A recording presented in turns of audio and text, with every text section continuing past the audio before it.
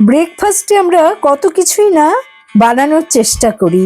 তা আজকের একটা অদ্ভুত ধরনের ব্রেকফাস্ট আমি বানালাম, যেটা প্রথম থেকে শেষ পর্যন্ত দেখুন আর অবাক হয়ে যাবেন যে এভাবেও কি একটা এত ভালো রেসিপি তৈরি হতে পারে, যেটা খেতে শুরু করলে থামাই মুশকিল। হ্যালো ফ্রেন্ডস, রুবিস কুকারি 2 থেকে আমি রুবি বলছি। আপনাদের সকলকে স্বাগত জানিয়ে আজকে একটা ব্রেকফাস্ট রেসিপি নিয়ে আমি হাজির। একটা অদ্ভুত ঘটনা ঘটে গেছে, যার জন্য আজকে এই ব্রেকফাস্ট রেসিপিটা একটু তরিজুত করে বানাচ্ছি।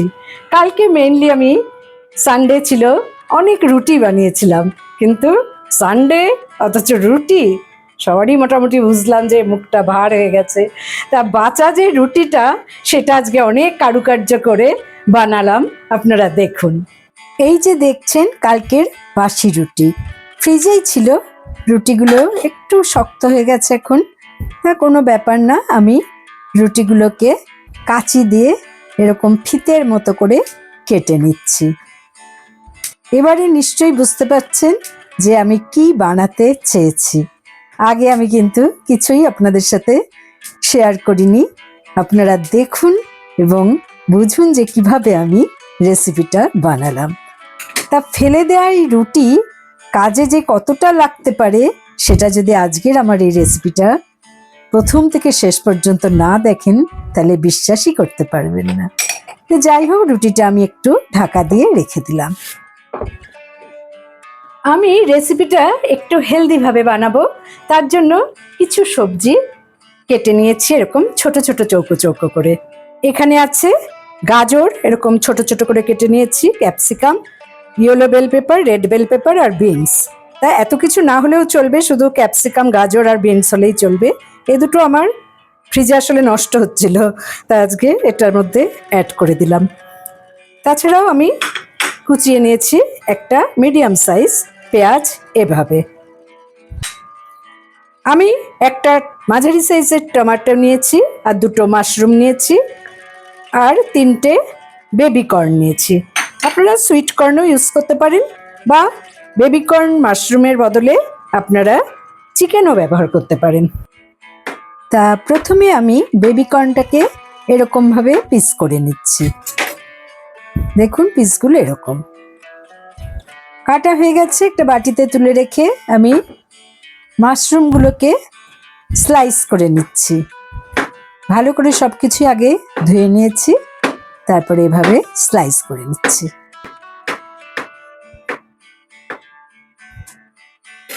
দেখতেই পাচ্ছেন কিভাবে মাশরুমগুলো কেটে নিলাম, বাটিতে তুলে রাখলাম। এবারে আমি টমেটোটাকে স্লাইস করে নেব, এটা জাস্ট গার্নিশিং এর জন্য।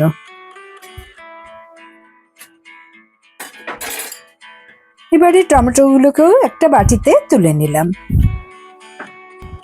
আমি কিছু পেঁয়াজ পাতা নিয়েছি, গোড়ার দিকটা ফেলে দিয়ে এটাকেও ছোট ছোট করে কেটে নিচ্ছি।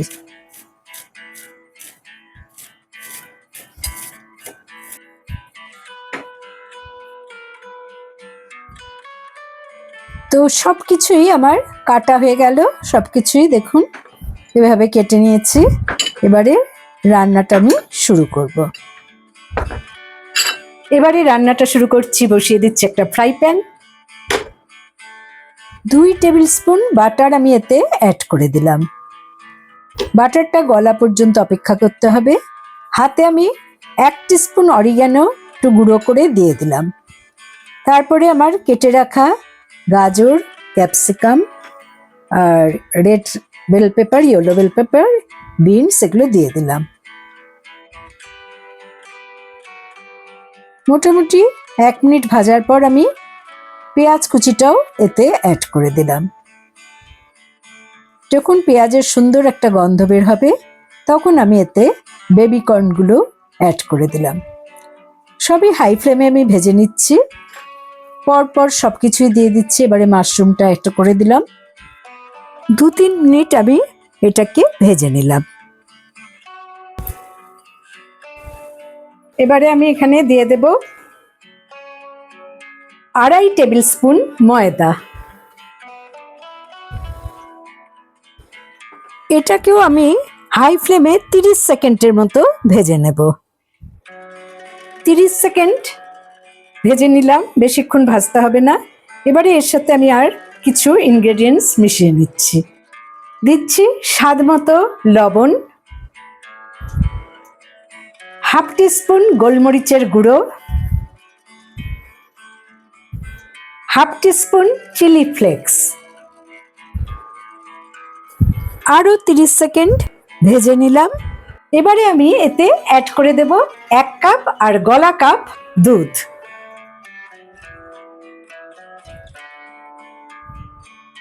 একদম লো ফ্লেম করে খুব ঘন ঘন এটাকে নেড়ে নিতে হবে। 1 থেকে 2 মিনিট এটাকে নেড়ে নিতে হবে। এর বেশি নাড়লে কিন্তু বেশি ঘন হয়ে যাবে। আমি কনসিস্টেন্সিটা এরকমই রাখছি। ফ্লেম অফ করে দিলাম আর সাথে সাথে আমি একটা অন্য পাত্রে এটাকে ঢেলে নেব। তার আগে আমি দিয়ে দিলাম পেঁয়াজ পাতা।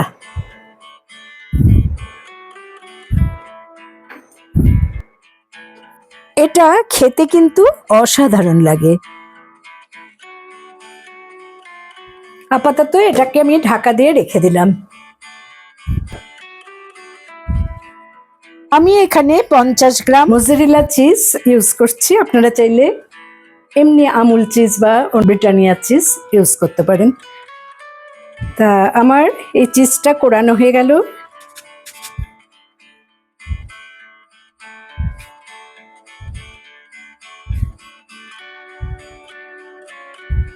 আর গার্নিশিংয়ের জন্য কিছু ধনেপাতা কুচিয়ে নিচ্ছি।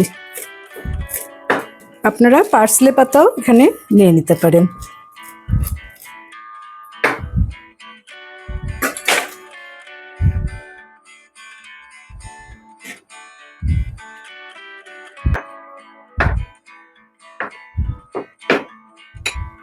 মোটামুটি সব রেডি। এবারে আমি হোয়াইট সসের উপর কিছুটা চিজ দিয়ে এটা ঢাকা দিয়ে রাখলাম। গ্রেভি তৈরি। এবারে কেটে রাখা যে রুটিগুলো সেগুলোকে হালকা ফ্রাই করে নেব।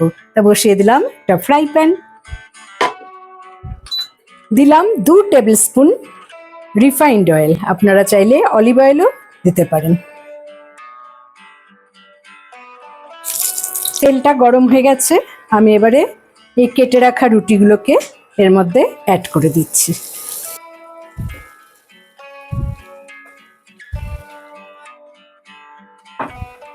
একটু ভেজে নিচ্ছি, তবে এর মধ্যে সামান্য লবণ অ্যাড করে দিচ্ছি সামান্য হলুদ গুঁড়ো